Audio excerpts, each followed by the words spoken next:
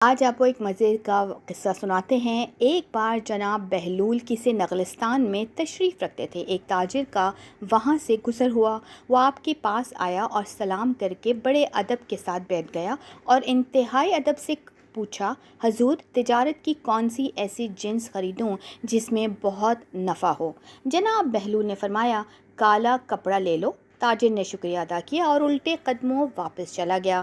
جا کر اس نے علاقے میں دستیاب تمام کالا کپڑا خرید لیا۔ کچھ دنوں بعد شہر کا بہت بڑا آدمی انتقال کر گیا۔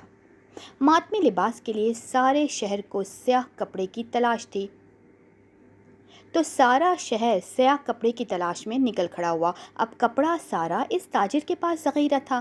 اس نے منہ مانگے داموں فروخت کیا اور اتنا منافع کمایا جتنا شاید ساری زندگی نہ کما سکتا، اور بہت امیر کبیر بھی ہو گیا۔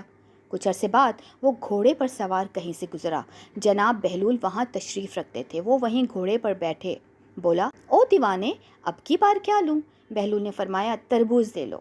وہ بھاگا بھاگا گیا اور ساری دولت سے پورے ملک سے تربوز لے لیے۔ ایک ہی ہفتے میں سارے تربوز خراب ہو گئے اور وہ کوڑی کوڑی کو محتاج ہو گیا۔ اس خستہ حالی میں گھومتے پھرتے اس کی ملاقات جناب بہلول سے پھر ہوئی، تو اس نے کہا، یہ آپ نے میرے ساتھ کیا کیا؟